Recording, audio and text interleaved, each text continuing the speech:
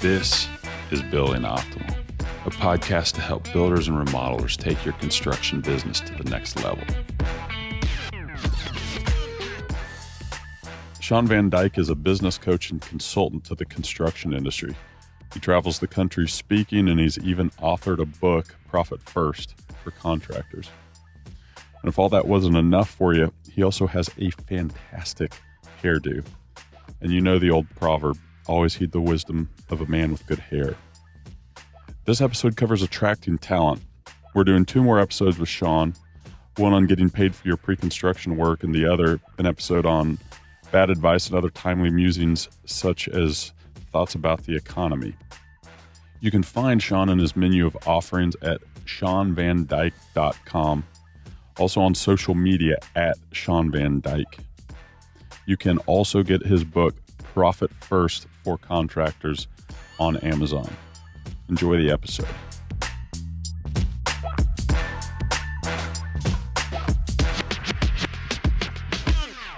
So Shawn, for a builder who's looking for a new superintendent or a purchasing manager or an estimator, where do we even begin our search to find the best?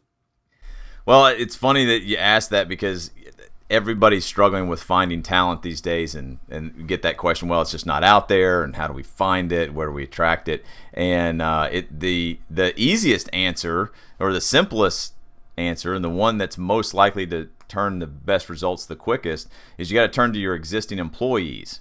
If they love working for you and they really enjoy their job, then they're going to tell their friends and their family about it. And within that circle of influence or that network of people, that's where you're most likely going to find your next best employee, is by your current best employee replicating him or herself by talking to their friends or family.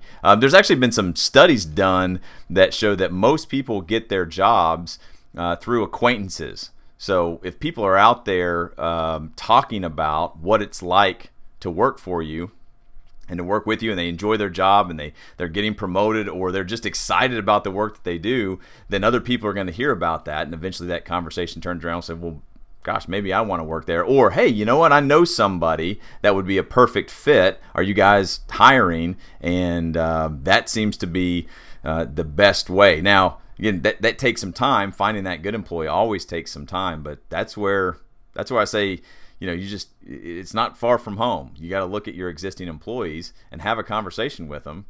And I even tell my clients, what's the cost of making a bad hire, and how long does that take?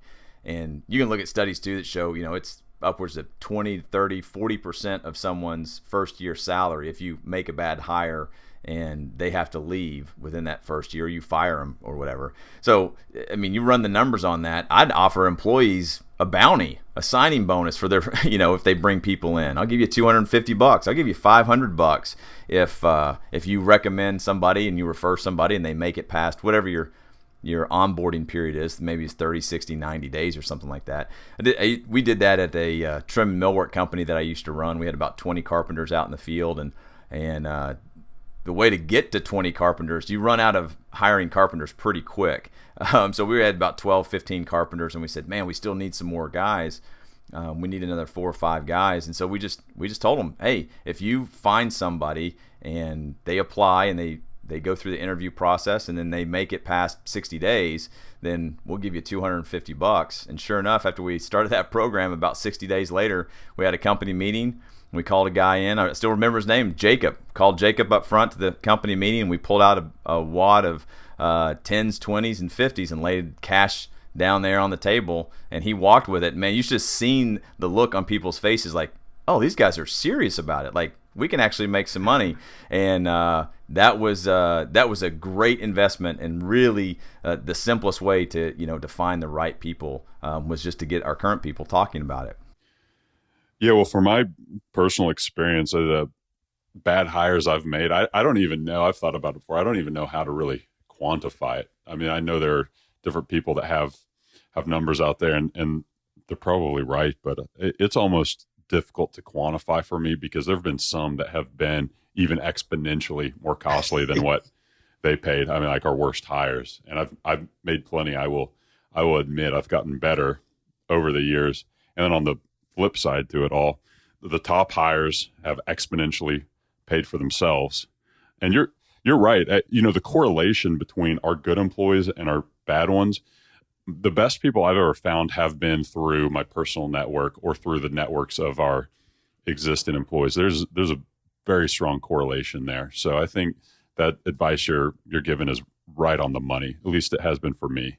Yeah, I mean that's where I'm always going to start. But I want to take a shotgun approach, especially with the labor gap that we have nowadays. It's gonna be hard. But that's where I'm going to start, and I'm going to target that like dialing that in like in the sniper rifle. Like I'm going to pick my best employees and talk to them and just ask them. Right. That's one approach. Then another bullet that I want to have in the arsenal there is to make sure that I've always got some advertising out there, not just advertising for my company and trying to get new clients, but I say you want to advertise your company to your ideal employees. There are employees out there. And again, this is another study, the Gallup folks that do studies on all sorts of things. And one of those has been workforce engagement over the past, I want to say it's like 10 years or so.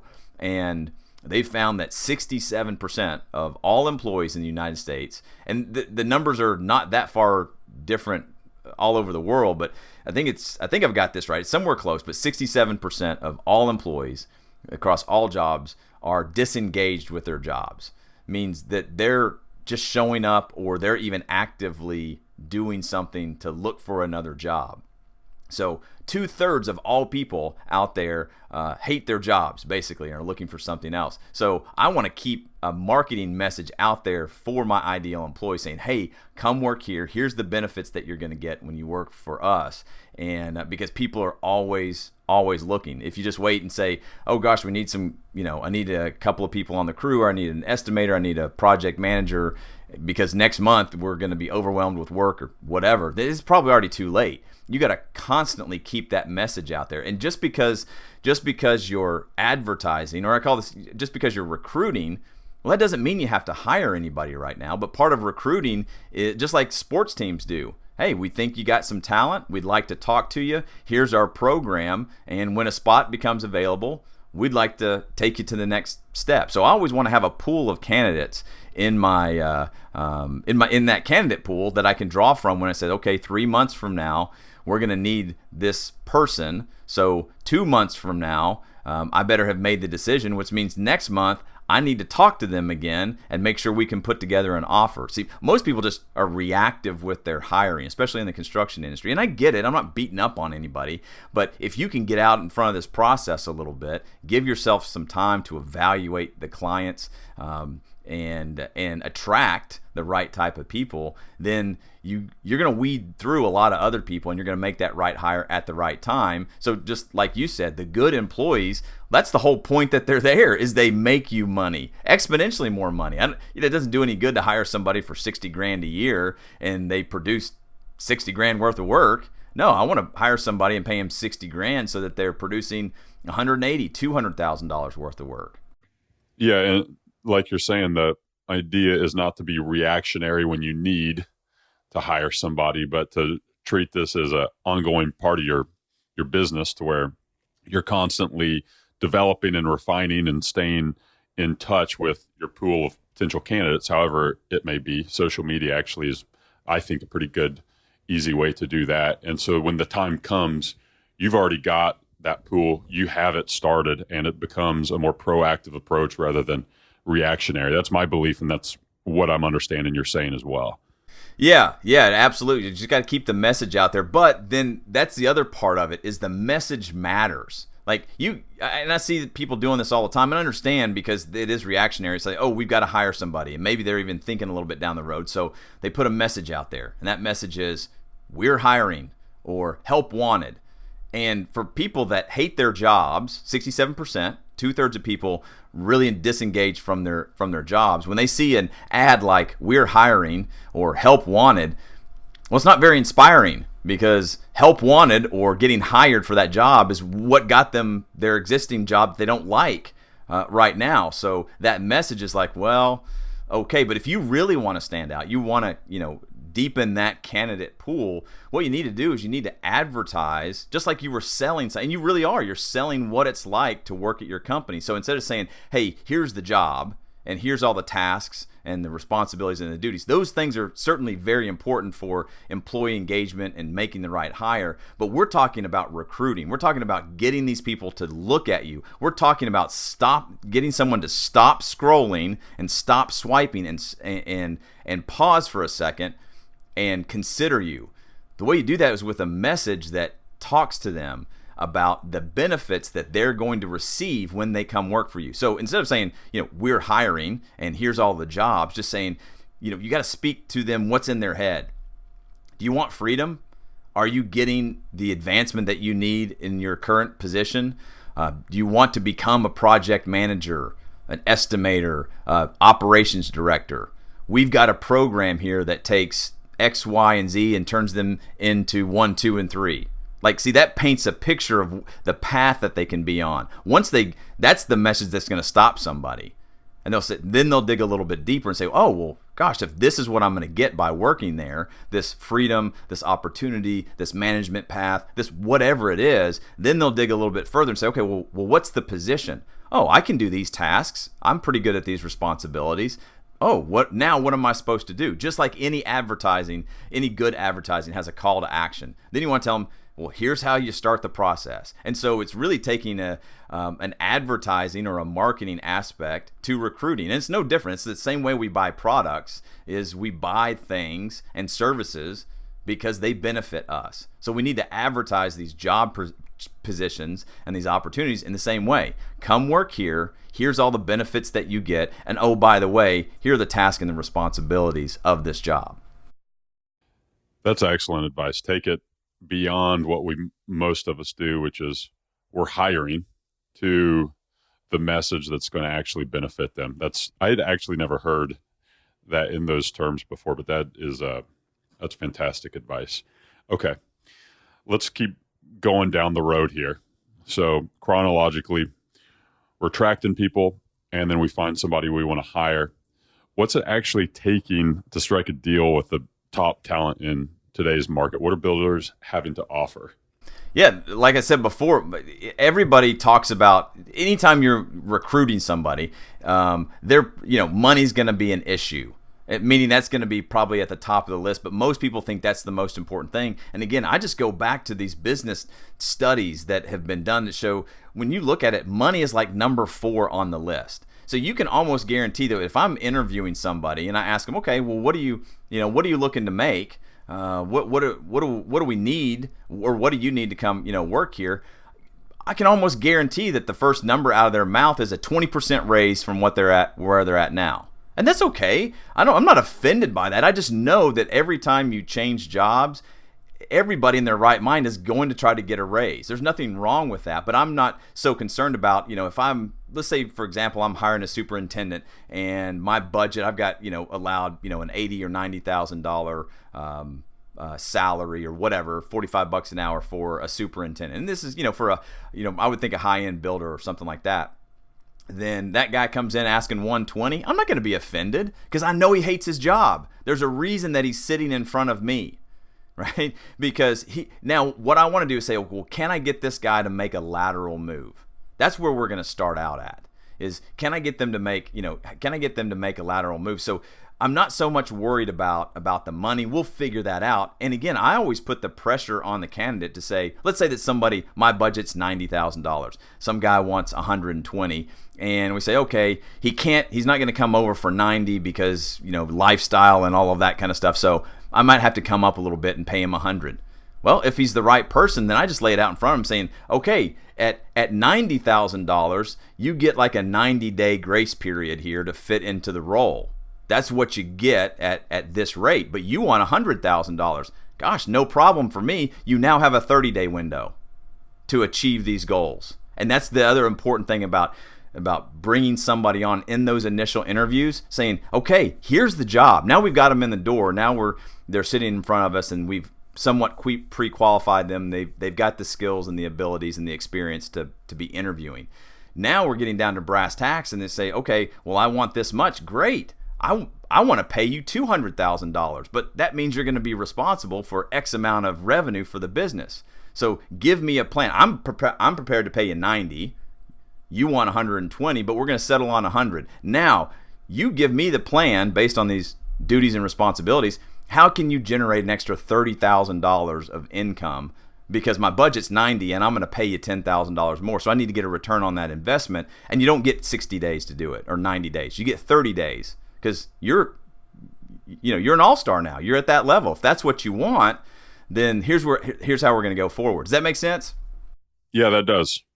And continuing then with that, so I like how you're tying that pay to their performance in a sense, which is in my opinion, the second side of a good contract or a good agreement between two people. But so we get to that point, and now we got them on our team, and there's a lot of pressure in today's market. There's a lot of poaching, at least in my market there is. I think that this is probably happening in a lot of different parts across the state. So with all of that pressure, with all of that poaching, what are the best systems to retain these employees? Yeah, I mean, it's gonna sound really boring to a lot of people because they want something exciting and original. But here's what it is: you got to have an organizational chart. And what I mean by that is the people that you hire have to know what the path is for them. So no matter where you're starting at, if you're starting at apprentice level, mid-level technician, lead carpenter, superintendent, project manager, estimator, director of operations, I want to show people in my company, like, here's our organizational chart. Here's where this position fits. Here are the skills and abilities that people that hold these type of positions have to do this job. Now, here's your progression. Here's one path that you could take to, and hopefully you can show a path to maybe the CEO level, right? Saying, you can start as a laborer, and here's how you become an owner of this company. And I know it sounds a little far-fetched and people are probably rolling their eyes, but if you develop that kind of path and show people how to get there, it's up to them. You provide them with training. That's a whole nother, we do a whole nother podcast just on that. But you show them training, you talk about the values of the company, and you have a plan for them. And I've said this on stage in front of hundreds and hundreds of people before, and I just say, if you don't know where your employees are going to be 12 months from now, they will go work for somebody that does. And that's why it's so important. Every single employee, I don't care if you've got 3 people or 30 people, your job as the owner or a director or even a manager of the people that you manage, do you know where they want to be 12 months from now, and how can you get them there? If you can put that on paper, when you can have those conversations with them, then you don't have to worry about them being poached. They're not going to be poached because they're going to go talk to someone else. Might be attracted to them. They're certainly going to have conversations with other builders. But if you get them, showing them, or if you provide them a path and show them where they go, when someone else talks to them, they're going to ask that question. Well, I know where I'm going to be 12 months with this company.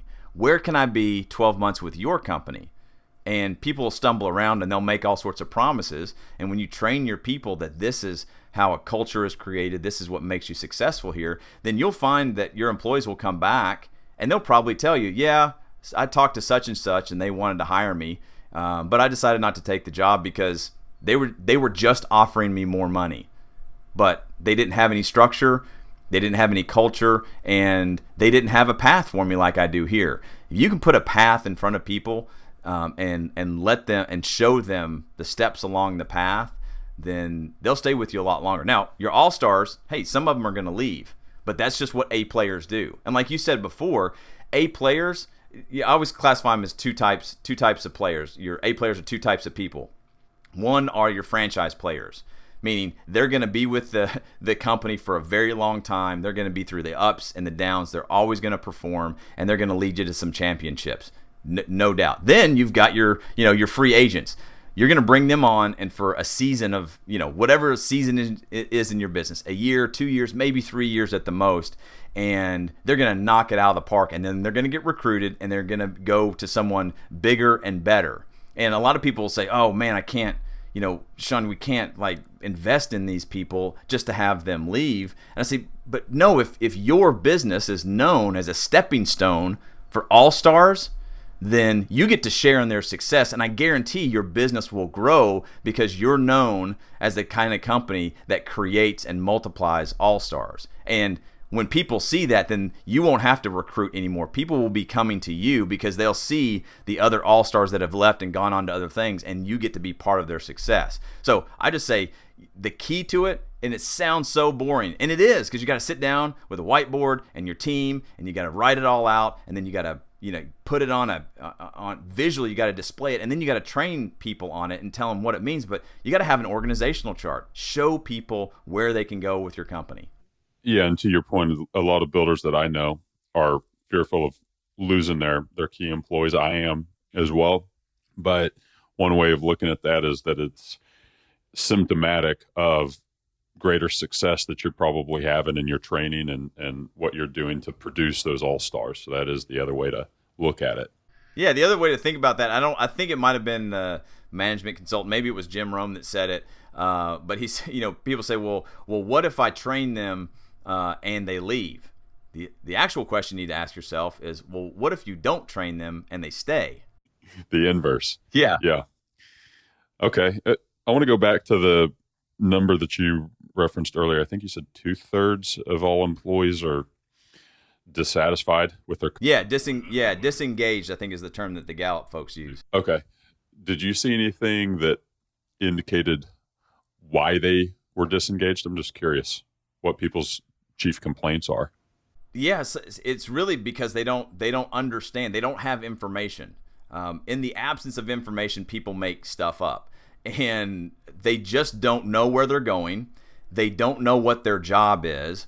They don't know how they're being measured, and they don't know what they're supposed to do. And it sounds crazy to kind of talk about that, but I'll go in, and when I work with contractors all over the U.S. and I go in and do management, employee, and executive training, one of the things I do is I'll talk to the employees and I say, hey, by the way, what's your job? And they'll say, I'm a lead carpenter, like lead carpenter ? I'm like, are you sure? Because you don't sound. He's like, well, sometimes I'm a lead carpenter. Well, what does that mean? What are your duties and responsibilities? Well, and when is the first couple of noises that come out of somebody's mouth. That's a red flag. Yeah, well, I know that they don't know, and I'm not beating them up, but you'd be surprised. Many of your listeners right now are going, gosh, if I ask my people what's their job title, what are their duties and responsibilities, they don't know. They're just out there doing the best job that they can day to day, and they're probably doing too much. So a big part of that research is just saying, people don't have the information. They don't know how they're being graded. They don't know how they're being evaluated. And so they start looking elsewhere. They're looking for meaning. They're looking for impact, or they want to know how they're being measured. And then again, back to A players. A players love to be measured because that's how you're keeping score, and they want to win the game.